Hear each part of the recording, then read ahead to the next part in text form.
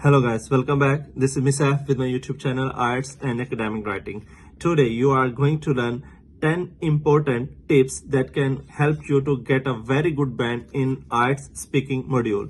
For example, number 1, don't memorize answers, and number 2, don't use big and unfamiliar words, and number 3, use a wide range of grammatical structures. Number 4, don't worry about accent. And number 5, pause to think whenever or wherever is possible. And number 6, avoid using fillers. Number 7, extend your answer as much as possible. And number 8, always remember smiling helps in pronunciation. And number 9, don't speak in a monotone. That's very important. And the number 10, the last one, practice common arts topics on daily basis. And at the end of the video, don't forget to share and subscribe my YouTube channel. Thank you so much. Let's start business of the day. We start from number 1, don't memorize answers. Don't memorize answers, especially in part 1. Memorized language doesn't give the examiner an accurate measure of your English language skill. The examiner will be able to tell if you have memorized your answers, and this may influence your final band score. And next, number 2, don't use big and unfamiliar words. You may want to impress the examiner with big and complex words in your speaking test, but to be safe, avoid using words that are not familiar with. There is a higher chance of making mistakes by either pronouncing words or using them in the wrong context. Mistakes can affect your final band score. Use a range of vocabulary that you know which is relevant to the topic being discussed. And the next is use a wide range of grammatical structures. When arts examiner assess your speaking skill, they mark you against the following assessment criteria. Number 1, fluency and coherence. Number 2, lexical resources. Number 3, grammatical range and accuracy. Number 4, the pronunciation.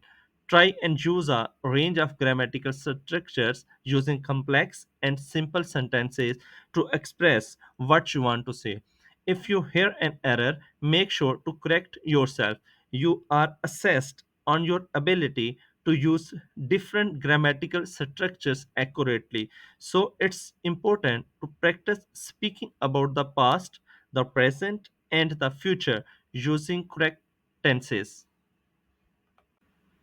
And the next is don't worry about your accent. If you can communicate well, then there is nothing to worry about. But do be aware of sounds that you have difficulty with and make sure to use stress and intonation, as English is a stress timed language. Practice with friends and they will tell you if they cannot understand what you are saying. And the next is pause to think. There is no harm in taking a brief pause to think about what to say. We all do it to process questions. You can use phrases to give you time to think during the speaking test. Phrases such as, "That's an interesting question." Second, "I have never thought about that, but." Number 3, "Let me see." Number 4, "That's a good point." Number 5, "That's a difficult question, but I shall try and answer it." Number 6, "Well, some people say that is the case. However, I think." And the last one, let me think about that for a minute. And the number 6 is avoid using fillers. Speak confidently and avoid using filler words. We generally use filler when we don't know what to say. However, this shows the examiner that you can't access the appropriate language or ideas, so it's important to avoid them and to use the phrases we give you in last tip. And the next is extend your answers. Try and answer the examiner's question in full. Extend your answers and don't wait for the examiner to prompt you with a question.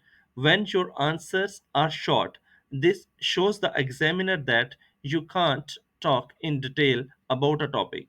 If the examiner says why, they are prompting you to give a reason for your answer and to extend more fully. And the next is number 8, smiling helps pronunciation. Smiling can help calm your nerves, which in turn helps your pronunciation. Make sure to enunciate clearly. Open your mouth wide enough so that sounds come out clearly. When we smile, our mouth is bigger and the tone of our voice is more friendly. Using clear enunciation and tone will show the examiner that you can use a range of pronunciation features. And the number 9, don't speak in a monotone. Sometimes when we speak, we produce a flat sound, a monotone, with little variation. This makes it more difficult to express what you say and makes it more difficult for the listener to identify what part of your message are important. Putting emphasis on certain words and pausing at sections in your speech can make your conversation with the arts examiner more engaging. When we emphasize certain words, it makes it easier to compare and contrast ideas by stressing keywords.